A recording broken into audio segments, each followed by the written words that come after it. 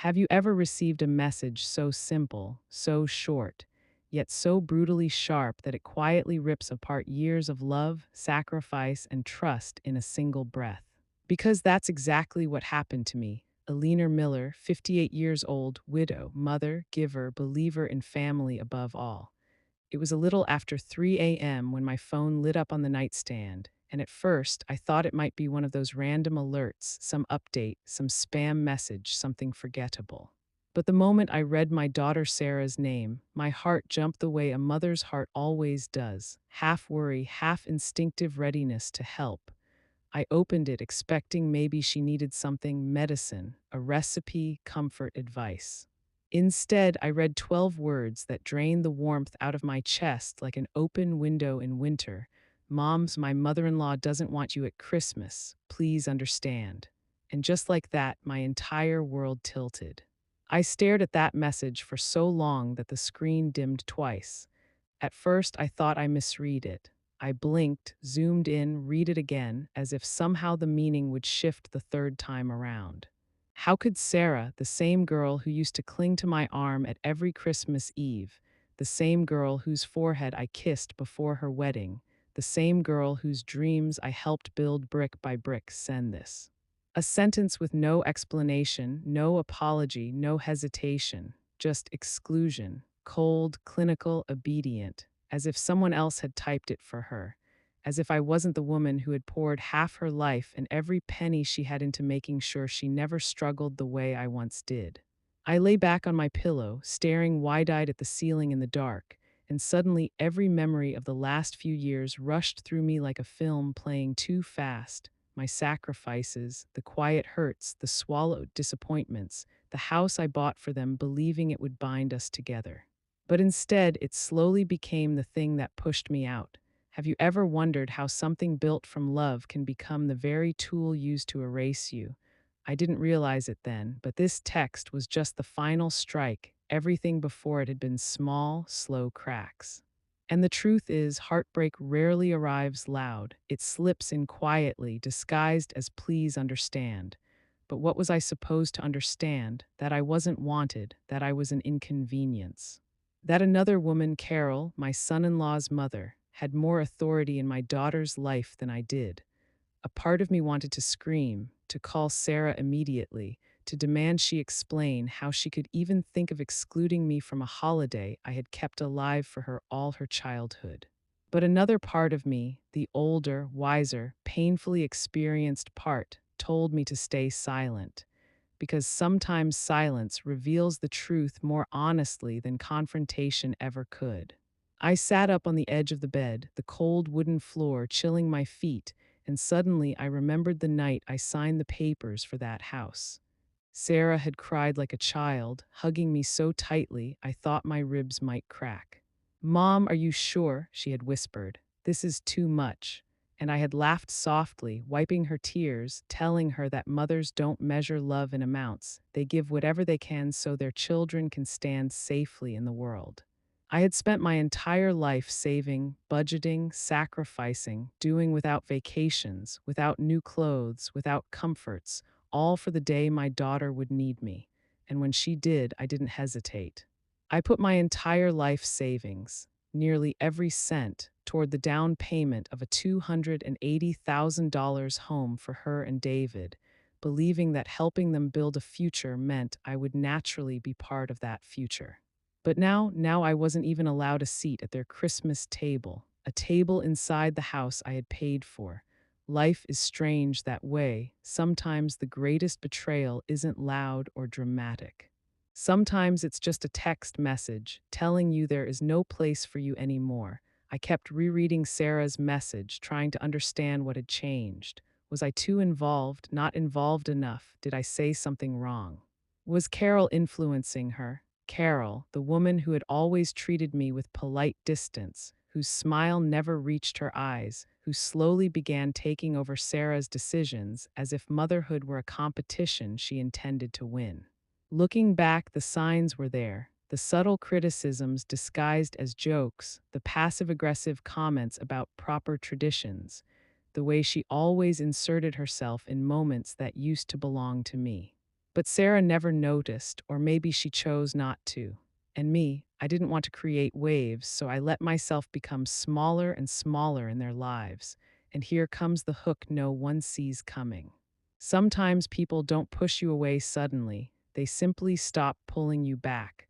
The house I gifted them was supposed to be my anchor into their new family life.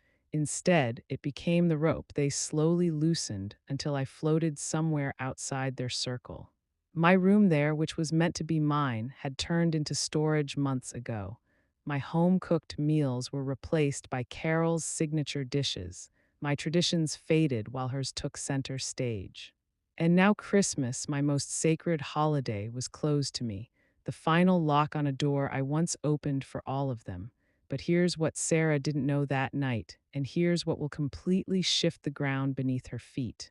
The house she was excluding me from, it wasn't hers, it wasn't David's, it wasn't Carol's, not legally, not financially, not structurally. That house, every brick, every tile, every inch of the foundation belonged to me. My name alone was on the deed, and that tiny detail, the one everyone forgot, would become the turning point of everything. Because sometimes when a mother is pushed out of the room, she doesn't just close the door behind her. She takes the entire house with her. And Sarah, my daughter, my heart, my greatest gift, had no idea that the text she sent at 3 a.m. was the beginning of an ending none of them were prepared for. But if Sarah thought a Christmas dinner without me was the worst thing that could happen, she was about to learn what it feels like when a mother finally stops apologizing. Have you ever given something so big, so life changing, that you believed it would bind a family together forever, only to realize later that the very gift you gave became the weapon people used to push you out? That was the irony I woke up to the morning after Sarah's message, the message that kept echoing in my head like a broken alarm. Mom, my mother in law doesn't want you at Christmas. As I stood in my tiny kitchen stirring instant coffee I had stopped drinking at their house because Carol didn't approve of cheap brands, I felt the weight of a truth I had ignored for too long. I thought buying that house meant I was securing my place in their lives. Instead, it slowly erased me. The memory of that day returned so vividly it almost felt cruel. I remembered signing the papers with trembling hands, not because I was unsure, but because I was overwhelmed by love. I remembered the lawyer looking at me over his glasses saying, "Eleanor, keep the deed in your name until they're stable." Life changes fast. I thought it was unnecessary advice at the time. Why would I ever need protection from the very people I was sacrificing everything for? But I nodded politely, tucked the papers into a folder, and walked out believing I had guaranteed my daughter a beautiful beginning. What I did not realize was that beautiful beginnings sometimes bloom into bitter awakenings. Sarah had been so grateful at first. She hugged me as though she were afraid to let go. Even David choked up, promising they would always honor the home I helped them build. And for a while, everything felt perfect. But subtle shifts began, so soft at first that I thought I imagined them. It started with Carol's comments. Tiny, harmless-seeming remarks delivered with a smile sharper than a blade.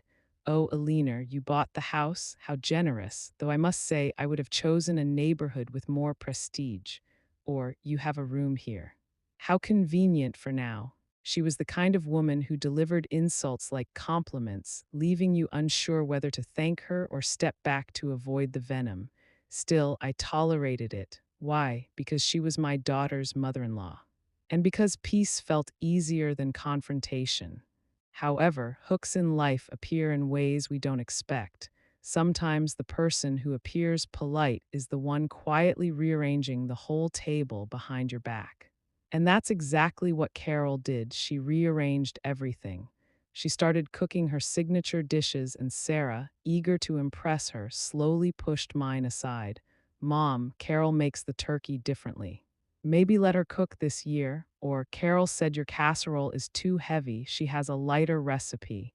I told myself it was fine, it was just food, but then it became traditions, then decisions, then spaces. The room I once decorated with a reading lamp and a quilt became a dumping place for wedding leftovers and holiday decor. Boxes replaced pillows, dust replaced warmth, and Sarah always had the same explanation. Mom, we've just been busy, you know how it is. But busy people don't forget bedrooms, they forget people. I knew something was shifting, but I kept comforting myself with the one thought that felt solid. I bought this house for them. I did it from love, that has to mean something. But as the months passed, I realized something else, a painful hook that pierced slowly, cruelly. Just because you give someone a home doesn't mean they'll give you a place in it. Carol's influence grew like ivy, quiet, creeping, suffocating. She attended every dinner, advised on every decision, commented on every holiday plan. I watched as Sarah unconsciously molded herself into the daughter-in-law Carol wanted her to be. And in that molding, I was slowly squeezed out. David never said much. He wasn't cruel, just passive, the kind of man who avoided conflict even if it meant watching someone drown quietly. When Carol expressed a preference, he simply nodded. When I looked uncomfortable, he avoided my eyes. When decisions were made, he floated wherever the stronger current pushed him. I learned something interesting, then silence can be just as sharp as cruelty. It just cuts slower. But the moment that truly shook me happened a month before the Christmas message. I had brought over a box of old ornaments, handmade ones Sarah created as a child, little angels made from clothespins and glitter, reindeer with googly eyes, things only a mother would treasure. I thought she'd want to pass them down someday, but as I set the box down, Carol laughed lightly and said, "Oh dear, those old things. We're going with a modern theme this year." Sarah didn't even look at the ornaments. She simply shrugged and said, "Maybe next year, Mom." That was the night I felt something in me dim, but I still clung to hope that Christmas, our Christmas, would bring us back together. But instead, I woke up to that message. The message that revealed everything I had refused to see. The message that proved Carol wasn't just influencing holidays. She was now dictating who belonged and who didn't. And Sarah wasn't fighting it, not even a little. The coffee turned cold as I thought about the truth I had ignored. I had mistaken financial sacrifice for emotional security. I had believed that giving them a foundation meant I would always be part of the structure. But life had taught me before, painfully, that money doesn't guarantee love. It only reveals the character of the people you give it to. Yet as deeply as it hurt, another thought slowly pushed through the heartbreak, a thought sharp, steady, awakening. They were treating the house like it was theirs, but it wasn't. The deed, signed years ago, sat safely in my folder. My name, only mine, was on it. My lawyer's warning echoed again, more prophetic now than protective. Life changes fast, Alina. Oh yes, it certainly does. And the message Sarah sent me at 3 a.m. It was about to change their lives even faster. Because if they believed excluding me from Christmas was the worst decision they made, they hadn't yet seen what happens when a mother decides she will never be erased again. Have you ever felt yourself fading from someone's life so gradually that you didn't even notice the vanishing until one day you looked around and realized you weren't there anymore? That was the strange, aching transformation I lived through in Sarah's home, the home I bought for her with a heart full of hope but received back only in pieces. And the most painful part wasn't that they pushed me away. It was how quietly they did it, quiet enough that I kept reassuring myself, "You're imagining it, Alina." But reality has a way of whispering the truth long before it shouts it. The first whisper came the day I walked into my room, the room I once set up with soft linens and framed pictures, and found it buried under boxes stacked to the ceiling. I remember touching one cardboard edge and feeling dust cling to my fingertips. My sweater hung crookedly on the chair where I left it last time, the only sign the room had ever belonged to a person. "Oh, Mom," Sarah had said casually when I asked, "we're just storing a few things temporarily. You don't mind, right? Temporarily." That word can be a lie wrapped in politeness. Weeks passed, then months, the boxes stayed. My presence was what became temporary. Hooks sneak in through the smallest cracks. Sometimes being replaced doesn't happen all at once. It happens every time someone doesn't notice you've stepped aside. I still visited, still cooked, still tried to keep my little traditions alive. I would bring groceries, thinking it was helpful, until one day I opened the refrigerator and saw all my ingredients pushed to the back. In their place stood Carol's neat containers, labeled and stacked like trophies. Mom, Carol brought her famous casserole again, Sarah chirped with the bright enthusiasm of someone who has no idea she's hurting the person in front of her. I smiled. It wasn't real, but it was polite. But inside, I wondered, when did Carol's food become the standard and mine become the alternative? When did my home cooked meals turn into maybe next time? There's a hook people don't talk about. Being replaced isn't loud. It's subtle, almost graceful, like watching your reflection slowly fade from a mirror. And then there were the holidays.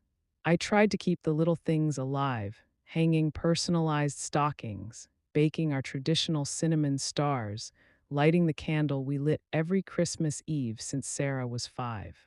But Carol introduced her own traditions, imported from catalogs and Pinterest boards, and somehow they carried more weight. Mom, Sarah would say kindly, we're trying something different this year. Different always meant not yours. Carol would walk around the house with the confidence of someone who believed she was improving things, never noticing she was painting over memories.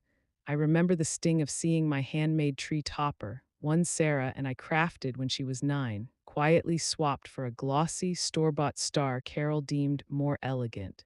My traditions weren't criticized. They were simply replaced. The real unraveling, however, began in conversations.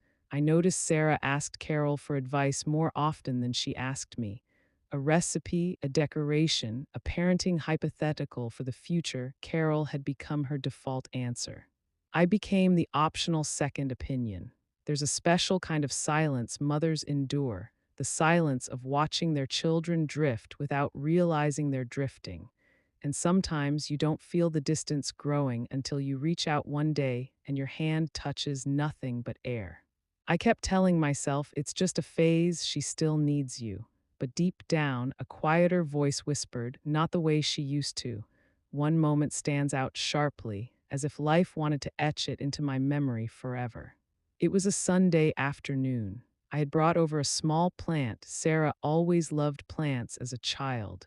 When I handed it to her, she thanked me and set it on a side table near the window. I glanced around the room, and my gaze landed on a corner filled with elaborate floral arrangements Carol had gifted them.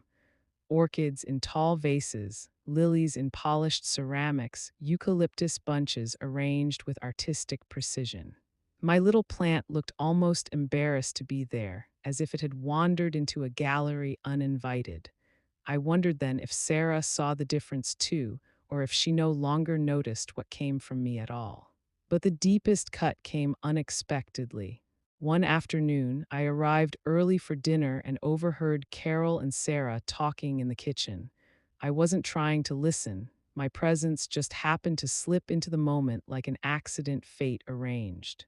Carol said with a laugh too sweet to be sincere, your mother means well, dear, but she doesn't quite fit in with how you're building your new life. You need space to grow. And Sarah, my Sarah, didn't defend me. She didn't argue. She didn't even hesitate. She simply sighed and said, I know it's complicated, complicated. The love that raised her was now an inconvenience too tangled to explain. Have you ever felt a part of your heart collapse so quietly that no one around you noticed? I stood frozen in that hallway, hearing two voices I loved speak about me as though I were an outdated ornament, something once cherished but no longer matching the decor. Carol didn't realize I heard. Sarah didn't know either, but in that moment, something fundamental shifted inside me. I felt myself being erased, not maliciously, but efficiently, like someone gently wiping chalk off a board until the surface looks clean again. And that's when another whisper surfaced, one I had ignored for too long. Maybe this isn't just about a holiday. Maybe this is about losing your place entirely. Yet even then, I didn't confront them. I didn't cry. I didn't make a scene. I simply walked out to the porch and pretended to take a phone call. Mothers are trained in the art of pretending. But as I pretended, something new awakened in me, not anger, but clarity. A clarity I didn't yet know would soon become the turning point of everything. Because just when I thought the pain couldn't deepen, life showed me a truth I was never meant to hear, a truth that pushed me toward a decision that would flip their entire world upside down. Have you ever stood so close to a truth that you could feel it breathing on your skin, yet you convinced yourself it couldn't possibly be real, until one day you heard it spoken out loud, word for word, leaving you nowhere to hide? That was the day my heart learned what it truly meant to crack without breaking. It happened on a quiet Thursday, one of those afternoons where nothing dramatic is supposed to happen, just the soft rhythm of daily life. I had gone to Sarah's house to drop off a casserole because she mentioned she was feeling tired from work. A simple gesture, the kind mothers do without thinking. But when I stepped inside, I felt the shift immediately, the kind of tension in the air you can't see but you can feel pressing against your skin.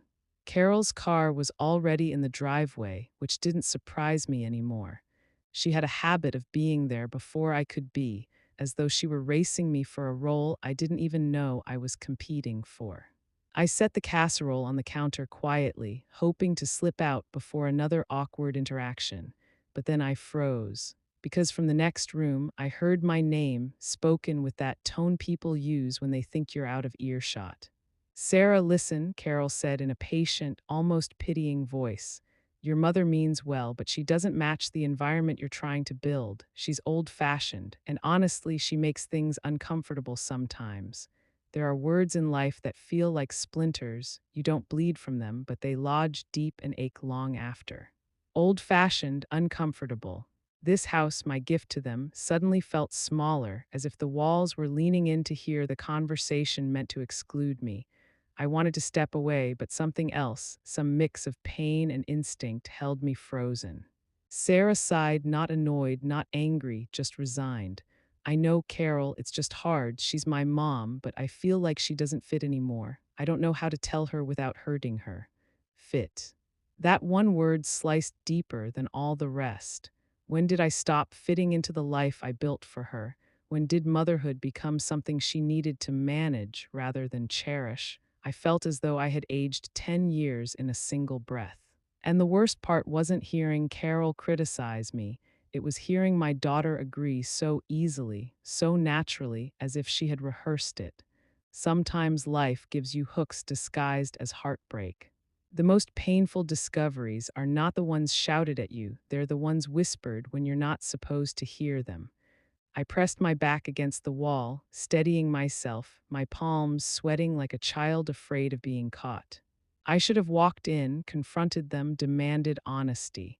But instead, I stood there in silence, letting their words settle into the cracks of my ribs. Carol continued, in a tone dripping with self-appointed authority. You have to prioritize your new life. You're married now, traditions change, roles change. A mother should know when to step back. And Sarah responded, her voice soft but firm, you're right. For a moment, my vision blurred. I could hear my own heartbeat in my ears. I wasn't angry. Anger would have been easier. What I felt was something far heavier, a realization that the distance I had sensed wasn't accidental. It was intentional, it was chosen, it was allowed. Have you ever realized that the person you love most has slowly let someone else edit you out of their story? That's what this moment felt like, watching my place in Sarah's life get erased with the stroke of someone else's opinion. I wanted to scream. I wanted to walk into the room and say, I'm still here, I'm still your mother. But motherhood teaches you a cruel lesson. Sometimes silence is the only language left when love has been misunderstood. So instead, I stepped back from the doorway slowly, quietly, like someone retreating from a battlefield they never knew they were standing in. I slipped outside onto the porch, pretending to check my phone, pretending I needed air, pretending everything was fine. Mothers become experts in pretending. But as I stood there, swallowing a grief I couldn't show, something else began forming inside me, something sharper, clearer, unexpected, clarity, because suddenly everything made sense. The ignored calls, the replaced meals, the forgotten traditions, the misplaced room. They weren't accidents. They were signs, signs I had refused to interpret because the truth was too painful to accept. But now the truth stood right in front of me, undeniable. I didn't lose my place. They slowly took it away. And here comes the hook life loves to throw at you. Sometimes a breaking point doesn't shatter you, it wakes you up. By the time I left that day, I wasn't the same woman who walked in. The ache was still there, yes, but beneath it something fierce began to stir. A small, trembling thought that whispered, "You don't have to accept this. You don't have to stay quiet. You don't have to let them erase you." When I reached my car, my hands were still shaking. Not from anger, but from the realization that my silence had allowed them to believe I would always bend, always adjust, always make space. But I finally understood something essential. Being a mother doesn't mean being invisible. And though I didn't have the answer yet, a seed of resolve had been planted, a seed that would soon grow into the decision that changed everything. Because that night, when I opened my computer, I discovered something that didn't just shift the story, it completely flipped who held the power. Have you ever reached a moment where the pain stops feeling like pain and starts feeling like clarity? Like a doorway you never noticed suddenly swings open, and the only question left is whether you'll step through it. That was the strange, almost chilling calm that settled over me the night I opened my laptop after overhearing Sarah and Carol's conversation. I didn't cry. I didn't break down. I didn't pace the floor searching for explanations. Instead, I sat at my dining table, a cup of cold tea beside me, and slowly pulled out the folder I had almost forgotten about, the one containing the deed to Sarah and David's house. My folder, my deed, my house. It felt surreal touching those documents again, running my fingers along the embossed seal. When I first signed them, I saw the papers as a gift of security, a promise of stability, a symbol of love. But now, under the soft glow of a single table lamp, they felt like something else entirely, proof that I still existed in a world where I had been steadily erased. Have you ever looked at something familiar and suddenly seen it as a lifeline? Because that night, that deed didn't look like a piece of paper. It looked like a door I didn't realize I had the key to. My lawyer's words echoed louder than ever. "Keep it in your name, Alina." Just in case. At the time, I thought just in case meant emergencies, economic downturns, unforeseen tragedies. I never imagined just in case would mean your own daughter forgetting you belong in her life. The thought was painful, but the clarity it brought felt like oxygen after months of suffocating slowly. I opened my laptop and searched my email for my lawyer's contact. My finger hovered over the trackpad for a long moment. The old Alina, the one who swallowed pain quietly, who apologized for taking up space, who offered kindness even when she received none, hesitated. But the Alina sitting at that table, she wasn't the same woman anymore. Silence had taught her something important. Losing yourself to keep the peace is not love, it's self-destruction. And I had finally reached the point where destruction no longer terrified me. Being erased did. When the call connected the next morning, my lawyer sounded pleasantly surprised. "Alina, it's been a while," he said warmly. It had been years since we last spoke, years since the house was purchased, years since I believed I would ever need his guidance again. I told him everything carefully, calmly, without dramatics. I didn't tell him about the text or the overheard conversation or the ache in my chest. I simply said, "I need to know what my legal rights are if I decide to sell the house." He didn't ask why. Perhaps he didn't need to. Maybe he heard the quiet steel in my voice. Maybe he recognized the tone of a woman who had finally stopped asking for permission to be respected. "Well," he said, "since the house is solely in your name, you have every right to sell it. You don't need their approval." Every right, 2 words, but they felt like 1,000-pound burden lifting off my shoulders. I almost laughed, not out of joy, but out of the absurdity of realizing how much power I had unknowingly held all along. While I tiptoed around their preferences, worried about stepping on their feelings, they were living in a home that legally belonged to me. The house I thought chained me to their expectations was actually the very thing that could free me from them.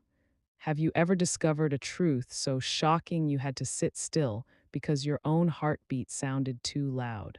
That was me staring at nothing for a long time after the call. Then, with a steadiness I didn't expect, I asked my lawyer to begin the process, not weeks from now, not when the time is right, immediately. A part of me still wondered, is this too drastic? But another part whispered, they showed you your place. Now show them you know your worth. The days that followed were a blur, but a blur with purpose. A real estate agent came to assess the house.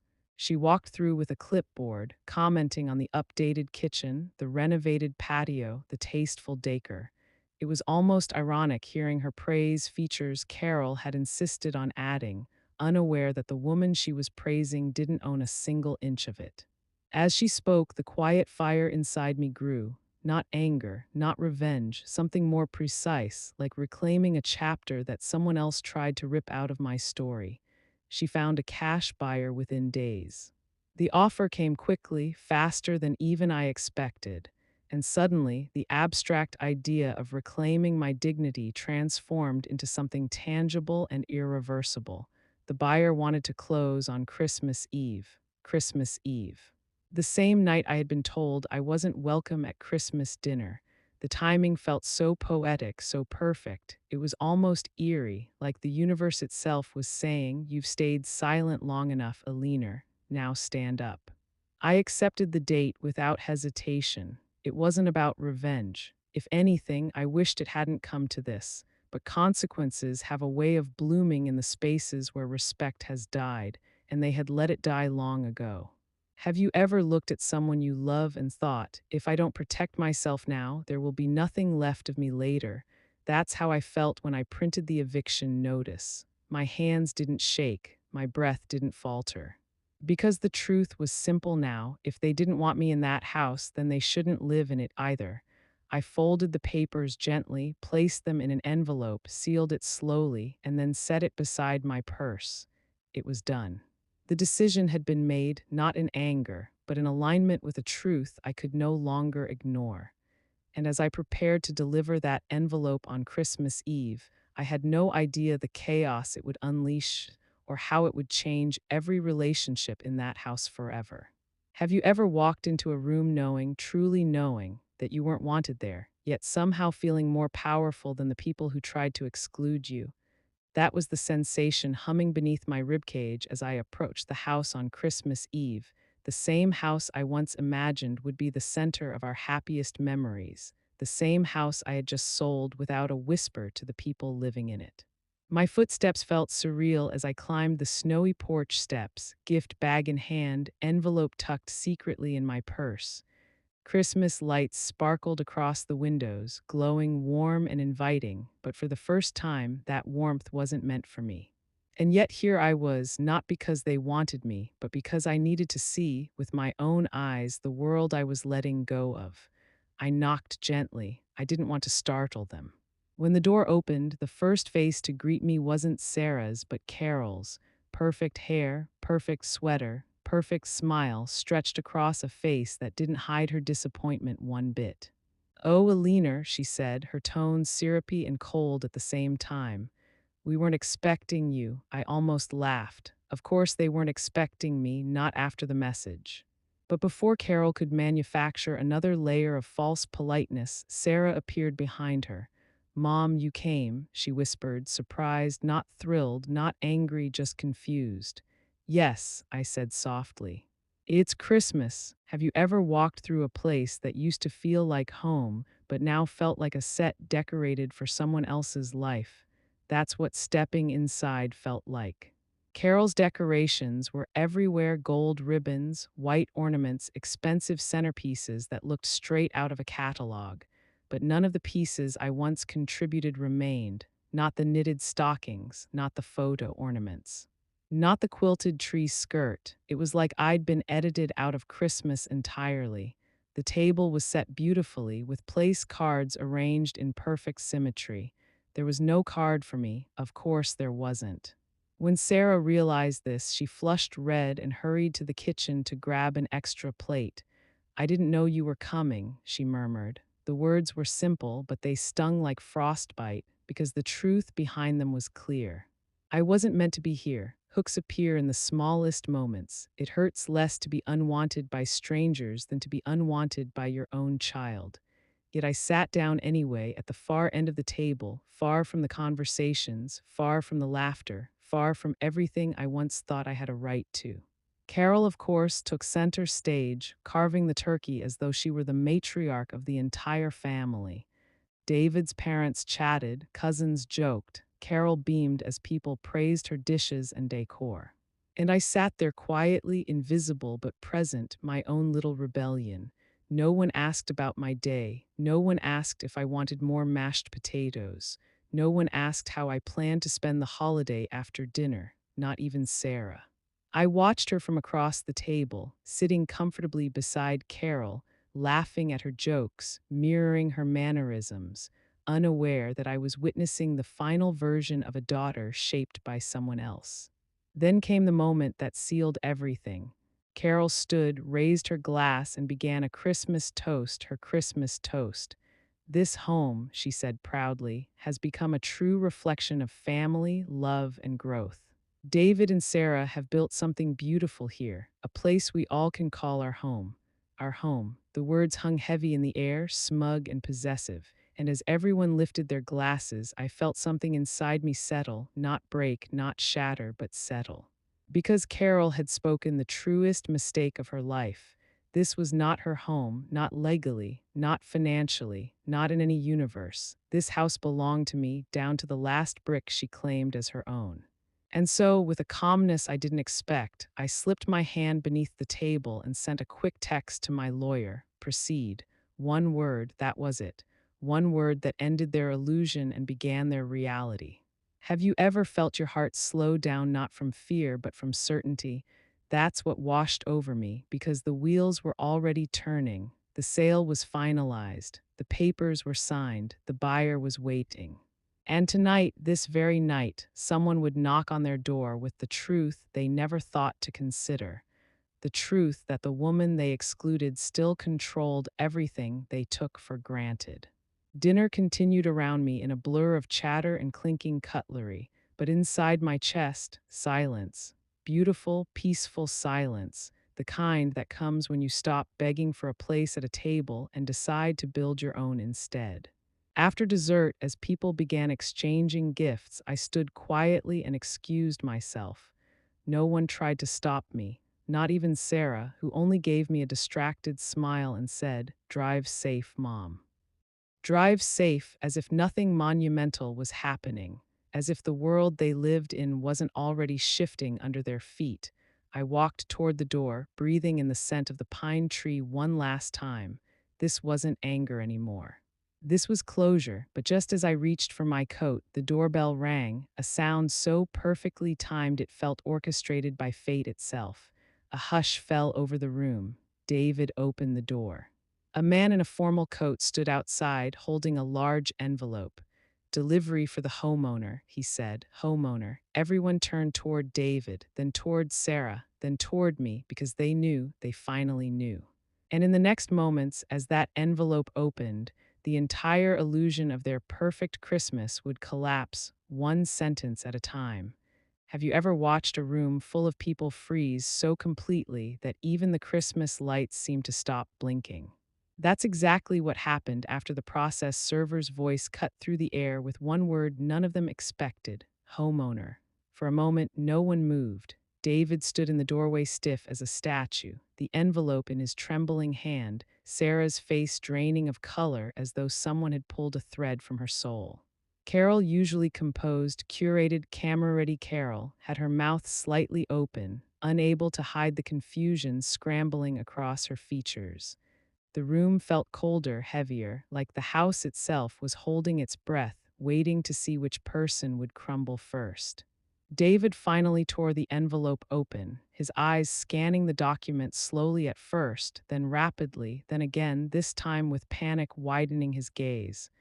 This is an eviction notice," he whispered, barely able to form the words. Then louder, trembling, "This house, it's been sold." What do you mean it's been sold?" His voice cracked on the last word, and it sliced through whatever illusion they had wrapped themselves in. Everyone turned to me, their eyes full of disbelief, betrayal, shock, every emotion except the one they had denied me for months: respect. Carol was the first to react. She stood abruptly, the chair scraping harshly against the hardwood floor. "There must be some mistake," she snapped, pointing at the paper as though it were a personal insult. "This house belongs to Sarah and David. This can't be correct." Her confidence sounded thin now, stretched tight like a thread about to snap. She turned toward David, demanding, "Tell him, tell this man." But the server simply replied, calmly and professionally, "The legal owner of the home initiated the sale. I'm just here to deliver notice. You have 30 days to vacate." 30 days. The words echoed in the silence, louder than any scream could have been. Sarah's gaze slowly lifted to meet mine, not angry, not yet, just lost. "Mom," she whispered, her voice so small it barely reached me. "Mom, what is this? What did you do? What did I do?" The question almost made me laugh, not out of cruelty, but because it revealed everything she still hadn't understood. For months, I had been shrinking myself to fit into a life that no longer included me. I had watched her take cues from Carol, distance herself, forget my presence, replace my traditions, and ultimately exclude me from Christmas in the very home I built for her. And now suddenly she remembered I existed. The irony was painful, poetic, and entirely predictable. I stepped closer, not dramatically, not even with anger, just with the calm clarity that had grown inside me ever since I realized my worth no longer lived in that house. "There's no mistake," I said softly. "The house has always been in my name. I paid for it. Legally, it's mine, and I've sold it." A collective gasp rippled through the room. I could practically hear the breaking of their illusions like glass shattering on tile. David staggered back a step. You can't do this to us. This is our home." "No," I corrected gently. "It was your residence, not your home. You treated it as yours, but you forgot who actually owned it." Carol's face turned a furious shade of red. "This is outrageous. How dare you blindside us this way on Christmas Eve?" And there it was, us. As if she were the rightful mistress of the house, as if she had more claim to this place than I ever did. I looked her dead in the eye and asked, "Carol, when you told Sarah I didn't fit into her new life, did you imagine I would just keep paying the price for a home I wasn't welcome in?" The room went silent.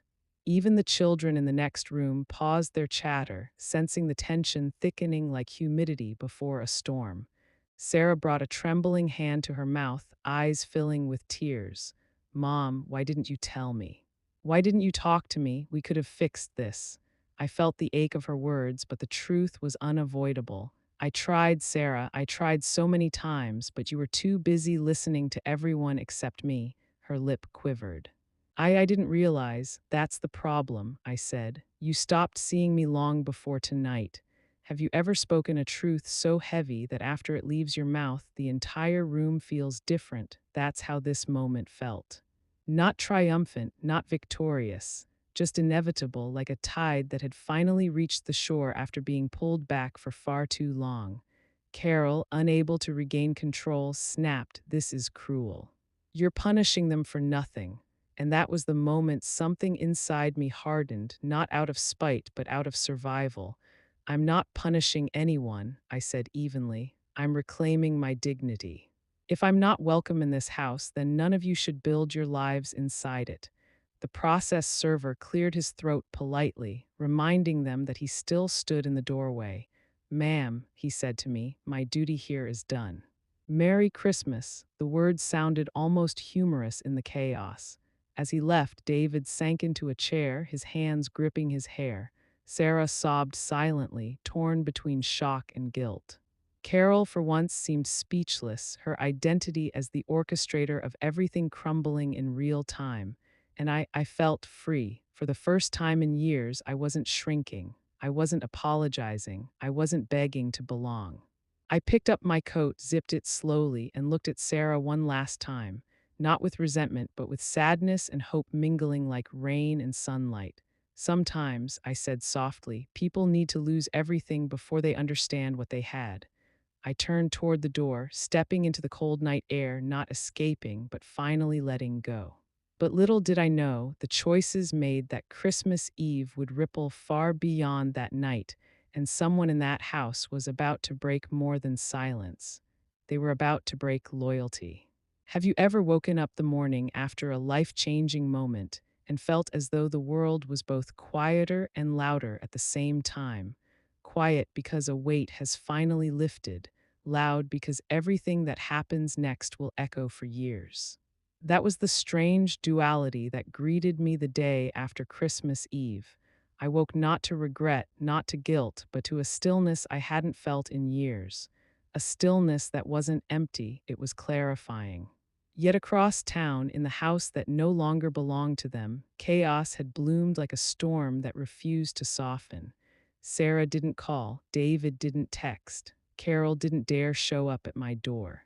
But I knew, without needing updates, that the three of them were unraveling in that living room, each facing the truth they had ignored for so long.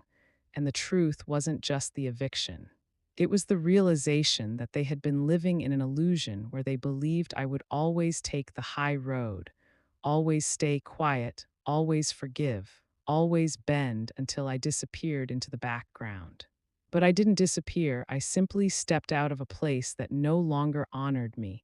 Have you ever felt grief and relief at the same time? Because that's exactly what colored the following days. I didn't celebrate, I didn't gloat. I didn't pour wine and say they deserved it. I simply lived. I brewed tea, I read a book, I opened my curtains and let sunlight in instead of shadows of disappointment. For the first time in months, I didn't feel the urge to check my phone. For the first time in years, I wasn't waiting for someone to need me. And while peace settled around me gently, I also felt grief creeping in slowly. Not grief for losing the house, but grief for the version of Sarah I once knew. The version who held my hand during thunderstorms, who baked cookies with me at midnight, who looked at me with trust instead of hesitation. That girl was gone, replaced by a woman who drifted into someone else's orbit. Losing a home doesn't hurt nearly as much as losing your place in someone's heart. But while I found clarity, the young couple found consequences. The first crack came when David realized Carol's influence wasn't just over holiday menus or daycare choices. It had seeped into every decision, every priority, every boundary they failed to enforce. According to a distant cousin who couldn't keep secrets, David and Carol got into a blistering argument the next morning, each blaming the other for the disaster. Carol, in full denial, insisted she didn't do anything wrong, that family realignments are normal, that my reaction was irrational, dramatic, overblown. But David, finally cornered by the wreckage, asked the question no one had dared to ask her before. What exactly did you say to Alina? And why did Sarah listen to you instead of her own mother? Carol tried to deflect, to spin, to manipulate the narrative as she always did, but the truth was slipping out of her like sand from a clenched fist. And for the first time, Sarah wasn't defending her. Hooks come in moments where people can no longer avoid their own reflection. Silence reveals guilt faster than words ever could. Sarah had spent the night crying in their bedroom, replaying not just the eviction, but every moment leading up to it, every dish she replaced, every tradition she dismissed, every time she let Carol speak over me, every time she allowed distance to grow without pulling me back. Guilt wasn't even the right word for what she felt. It was a collapse of self-awareness. Because she realized something painful. She hadn't just hurt me. She had become someone she never meant to be, someone easily influenced. Someone who avoided emotional responsibility. Someone who didn't see her own mother slowly disappearing. Meanwhile, Carol faced a different consequence, the one people rarely warn you about. When you spend years controlling a narrative, you forget the truth is still out there, waiting to expose you. Her greatest fear wasn't losing the house, it was losing control. And the eviction did exactly that. It shattered the illusion she built piece by piece. She tried to persuade Sarah to fight the notice, to demand fairness, to take legal action. But Sarah, exhausted and emotionally raw, whispered something that made Carol freeze. You shouldn't have said those things about her. You shouldn't have pushed me to choose. And just like that, Carol's influence cracked. While they fought their own storms, I stepped into a new beginning without ceremony. I went on morning walks. I bought new plants for my small apartment. I found laughter in things I had forgotten brought me joy. Peace isn't loud, it's the quiet acceptance that your worth doesn't require validation from people who never understood it. And yet, beneath that peace, a question lingered. Would Sarah reach out? And if she did, would it be for comfort or for accountability? Days passed, a week, then two, until one afternoon around dusk, I heard a soft knock at my door. Not hurried, not entitled, almost hesitant. When I opened it, Sarah stood there alone, eyes swollen, hands clasped tightly, shoulders heavy with a weight she could no longer ignore. She didn't enter immediately. She didn't speak right away. Instead, she breathed the cold air shakily, as if gathering the courage to rediscover her own voice. Mom, she finally whispered, can we talk, not can I explain? Not why did you do this, not fix this for us, just can we talk? And that was the first sign she had come alone, not just physically, but emotionally. Have you ever seen someone you love standing at your door, not as the person they became, but as the person they're trying to return to? That's what her face looked like a daughter who had finally woken up from a long sleep, realizing she'd wandered too far, too fast, guided by someone who didn't care if she got lost. I stepped aside to let her in. But what she confessed next rewrote everything. Because when Sarah finally spoke the truth she'd been avoiding, it wasn't just an apology. She revealed a secret that shifted the blame, the guilt, and the entire story more than I ever expected. Have you ever looked at someone you love and realized they are carrying a truth so heavy that even their silence seems to tremble under its weight? That's exactly how Sarah appeared as she stepped inside my apartment, shoulders small, chin quivering, eyes swollen from nights of crying. She didn't move toward the sofa or the table. She stood in the entryway like a child afraid to cross into a room she no longer felt entitled to enter. And before I could ask anything, she whispered words so raw they cracked the quiet around us. Mom, I'm sorry, I'm so sorry. Her voice broke, and with it, something inside me softened, not enough to forget, but enough to listen. She sank onto the sofa, burying her face in her hands, and for a moment she couldn't speak. I sat beside her, not touching her, not rushing her, because sometimes the hardest truth arrives slowly, like a storm needing space to breathe before it pours. Mom, I didn't know things would go this far, she said finally, lifting her head with trembling effort. I didn't know you felt pushed out. I didn't know you were hurting this much. There it was, the sentence children deliver when they finally realize parents are human. But I needed more than a blanket apology. I needed the truth. The whole truth, Sarah, I asked gently. Why did you let Carol influence you so much? When did I stop being your mother and become someone you had to manage? She inhaled sharply, as if the question pierced deeper than she expected. I didn't mean to replace you, she whispered. She paused, eyes filling again. I felt torn, Mom. When I got married, everyone kept telling me to be respectful to David's family, to give Carol space, to let her be involved. And she was always there. She always had an opinion. She always had a solution. She made it sound like listening to her was part of being a good wife. And her voice cracked. I was trying so hard not to disappoint anyone that I didn't realize I was disappointing the one person who mattered most. Here comes the hook life delivers in moments like this. Sometimes loyalty isn't lost in a single moment. It gets chipped away by 1,000 small attempts to please the wrong person. I didn't interrupt her. She continued, tears streaking down her cheeks. And the text about Christmas, Mom, I didn't want to send it. I swear I didn't. Carol told me it would avoid awkwardness. She told me you would understand. She said you'd probably prefer staying home anyway. It stunned me how small she believed my heart had shrunk, how easily Carol convinced her that I was someone who wanted to be excluded. But then came the revelation that made my breath catch. Mom, she whispered, voice trembling, that message wasn't even typed by me. I blinked. What do you mean? She wiped her nose and swallowed hard. I stepped out to take a shower. I left my phone on the counter. When I came back, the message was already sent. For a long moment, the world went still. The air thickened. My pulse echoed in my ears. I felt anger not fiery, not explosive, but cold and precise, like a blade sliding silently across ice. Carol had crossed boundaries before, but this was something darker. She hadn't just influenced Sarah. She had impersonated her, weaponized her, used her daughterhood as a shield to deliver a blow Sarah herself didn't have the cruelty to send. But the real hook wasn't the shocking deceit, it was the look on Sarah's face as she confessed it. She wasn't just admitting what happened, she was admitting she had known deep down how wrong it was, yet still allowed Carol to steer her choices afterward. I kept thinking, well, maybe mom won't mind. Maybe it's okay just this once.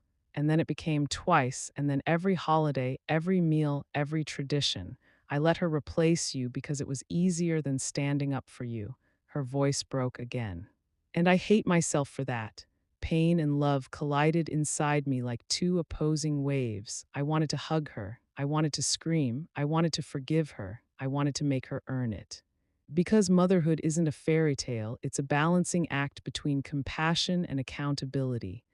Sarah, I said quietly, I didn't want the house. I didn't want control. I wanted respect.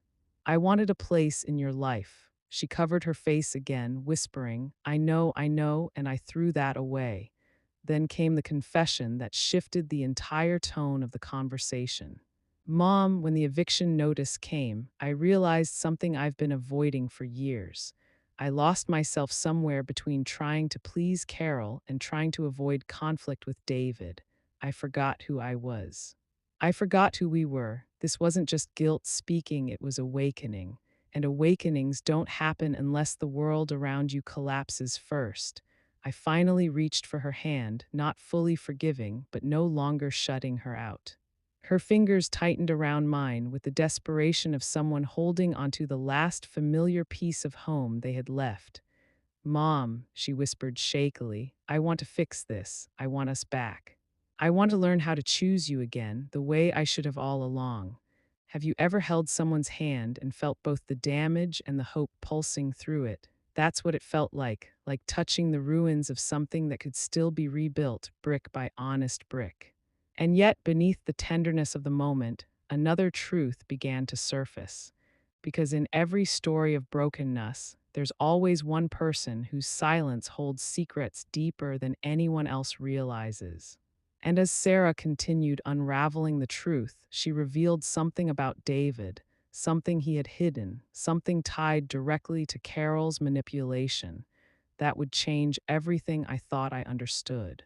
Have you ever reached the end of a story only to realize it wasn't really an ending at all, but the beginning of a version of yourself you had never met before? That's what the final chapter of this journey felt like, as though every wound, every silence, every betrayal had been leading me toward a place I didn't even know I deserved. After Sarah finished confessing the truth about the message she never wrote and the pressure she'd crumpled under, she revealed something else, something that made the pieces fall into place with painful clarity. She told me that David had known for months that his mother was crossing boundaries. He had seen Carol take over holiday decisions, manipulate conversations, criticize me in subtle little ways, and even once overwrite a text I had sent Sarah. But instead of confronting her, he stayed quiet, not because he agreed with her, though his silence felt that way, but because conflict terrified him more than losing control of his own home. I thought keeping peace meant avoiding fights, Sarah admitted softly, but all it did was build a war inside our house. That truth struck me deeply, because sometimes the most destructive person in a family isn't the loudest one. Sometimes it's the person who stands silently behind the storm, hoping it blows over on its own. But what mattered more than the past was what they chose to do once the illusion finally shattered. Over the next few weeks, things changed in ways none of us saw coming. The move out process began immediately. The house that once belonged to me, then felt like theirs, slowly emptied room by room, each box sealing a memory, each taped seam marking a new beginning. Carol, who had always walked through the place as though she owned every corner, suddenly looked small inside it. Her voice lost its sharpness. Her eyes lost their certainty. Reality has a way of humbling even the strongest egos. She tried once or twice to approach me, attempts coded in soft words, disclaimers, rationalizations, but I wasn't ready. Some bridges aren't burned out of vengeance. Some are burned simply because the foundation was never strong enough to carry the truth. Sarah and David rented a small apartment on the other side of town. It wasn't glamorous, but it was theirs, not borrowed, not controlled, not shadowed by anyone else's expectations. And in that little apartment, they began rebuilding themselves, not their image, not their reputation, but their understanding of one another. David apologized to me directly, not with excuses, but with sincerity I hadn't seen from him in years. I froze, he admitted. I let my mother run everything because it was easier, but easier isn't the same as right, and I'm sorry I hurt you because of it. For the first time, I believed him. Sometimes people don't grow until they're forced into soil that isn't comfortable. Meanwhile, Carol found herself distanced, not punished, but placed at a boundary she had never experienced before. And boundaries, to people who thrive on control, feel like consequences. According to Sarah, she sought therapy after their move, not because she suddenly saw the light, but because she realized manipulation couldn't save her from losing the very people she wanted to hold closest. Change doesn't always begin with sincerity, sometimes it begins with necessity. As for me, life became softer, quieter, kinder. I started joining a weekly book club. I took morning walks by the river. I planted herbs in little pots on my balcony. Peace didn't arrive dramatically, it came in small gestures, like sunlight creeping through curtains or the comfort of knowing my worth no longer depended on anyone's approval. And something unexpected happened. I began to smile without forcing it. Months passed, seasons shifted, and then one morning, Sarah showed up with news that wrapped around my heart like a warm blanket.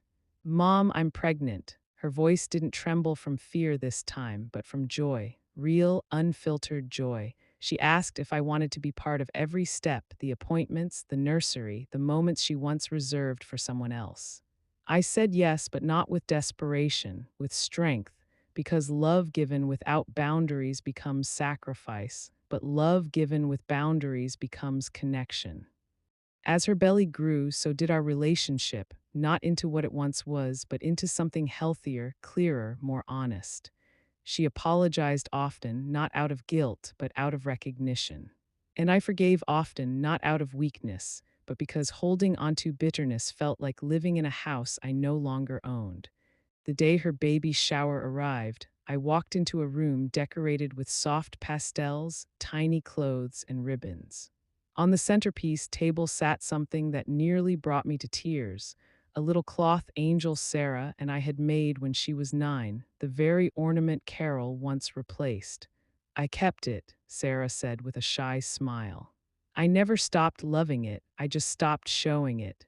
Growth doesn't always come with grand gestures. Sometimes it comes with a single, meaningful object placed back where it belongs.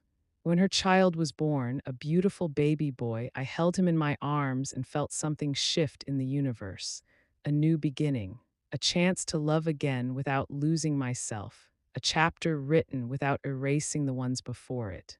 And when our first Christmas together arrived after everything, just the three of us in my small living room, sipping cocoa, opening little gifts, laughing softly, I realized something profound. Peace isn't the absence of pain.